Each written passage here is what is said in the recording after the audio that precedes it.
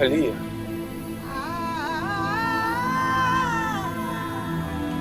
Ang aking nawalay na sandata. Sandatang matagal ko nang biniyaan.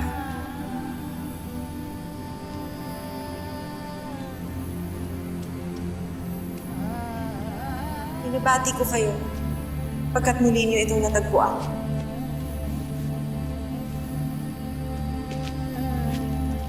Tila may sakit na pinaalala sa iyo ang iyong amis. Kilala mo siya, Emma. Si Hamir. Ang engkantadong una't huli mong minahal. Ang aking katipan na pinagkatiwalaan ko ng aking sandata upang ito'y magamit niya sa tuwing nais niya akong makita.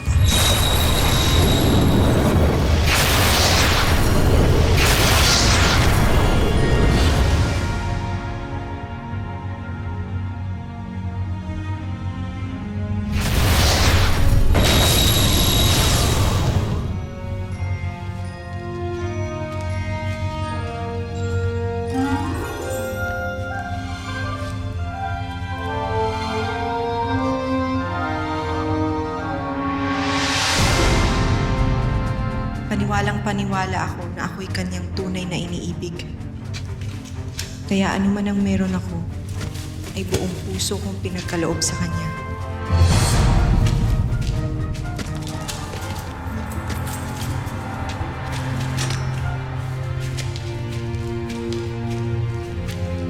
Aalis ka na? Oo. At kumuha ko ng mga ginto at diamante. Nang sa ganun ay may pasulupong ako sa akin mga kaanak. Kunin mo lahat ng iyong nais. Sapat na ito ngayon. Paalam, mahal ko. Gusto muli natin pagkikita.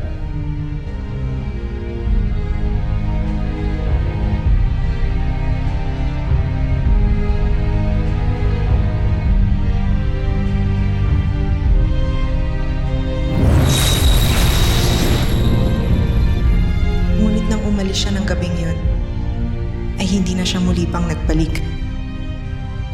Biglang naglahong parang bula ang engkantadong tangi kong inibig. Kaya agad ko siyang hinanap at madali ko rin siyang natagpuan.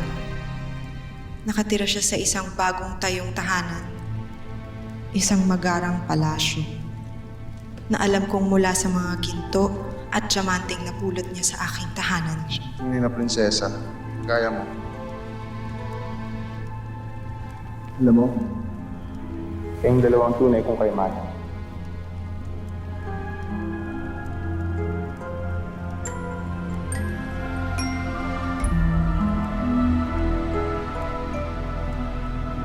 Mga taksil!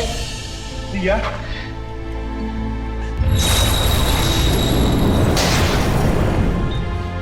Hindi mo ka magalit. Patawarin mo ako! Tumarin sa ginawa mong kasalanan. Sa ginawa mong panloloko. Sa ginawa mong pagdurog. At paglalaro sa akin. Potre Bataluman, ngunit tanggapin mo na lang na ako ang kanyang tunay na mahal. Kaya kinunsinti mo siya, Diwata, na lokohin ako. Lalo ba't may nakukuha kayong kayamanan sa akin? At kitang-kita ko namang pinakikinabangan niyo ngayon. Halika, tama na. Parang sa akin, anak. Halika na, umalis ka na! Bitawan mo ako! Sa kataksin! Ang inyong anak ay sinusumpa ko na magkaroon ng napakagandang mukha, ngunit ito'y nakamamatay sa kung sino man ang tumingin sa kanya. Hindi, wag. Huwag mo itong gawin. Kahit kayong mga taksil niyang magulang ang tumitig sa kanya, ay paparusahan kayo ng kanyang alindog nang sa ganun ay pagdusahan niyo ang ginawa niyong panloloko sa akin! Sige, umalis na kayo.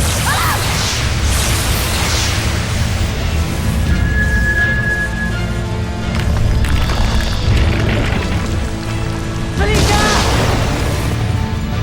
Halika! Anak ko!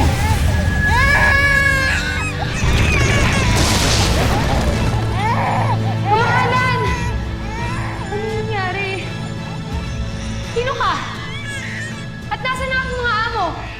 Hindi ka na mukha ng sanggol kung ayaw mo mapaslang kagaya ng mga taksil mong amo.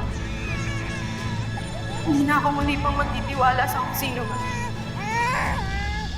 Tama.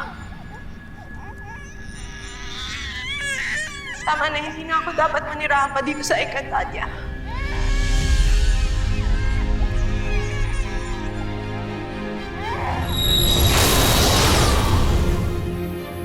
Ang isinumpa mong sanggol. Siya rin ang sanggol na natagpuan ko at pinalaki. Tama ka, Cassiopeia. Walang iba kundi si Lilesan. Batid kong may lahi siyang diwata dahil sa kanyang ina. At nang sapirian mula sa kanyang ama, na siyang nagtayo ng kaharian ng Sapiro. Ngunit hindi ko akalain na dahil pala sa inyo kaya naisumpa ang aking anak-anakan. Kanina sa kanya ko binuhos ang aking galit. Ngunit ng mga panahon na yun ay hindi na ako nakapag-isip. Naunawaan ko, Halina. Pataluman din ay nagkakamali. Cassiopeia! Kailangan nyo na umalis ngayon din. Mabilis na kumakalat ang lason sa inyong mga katawan. Kailangan niyo makabalik agad ng Devas. Pagkatanging doon nyo lang makukuha ang gamot sa inyong mga sakit.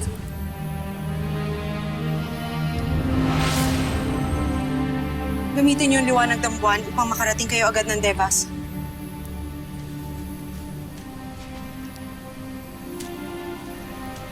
Isalaesh, mga kaibigan.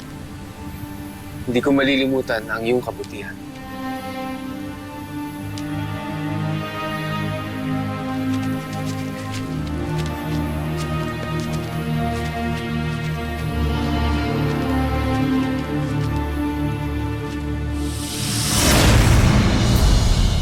At sa akala ba ninyo ay hahayaan ko kayong umalis?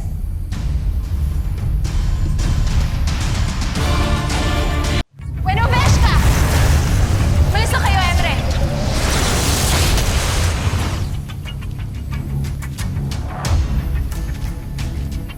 Iginuhit mo na ang sarili mong kapalaran, Halia.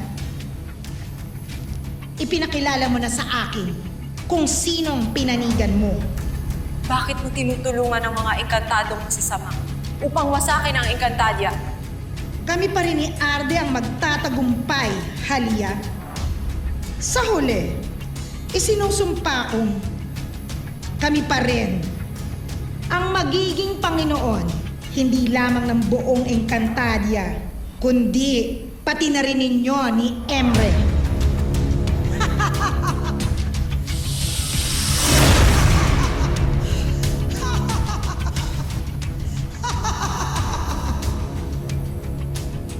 Magtagumpay sana kayo, Emre. Pagkat nakasalalay ang kinabukasan ng buong Encantadia sa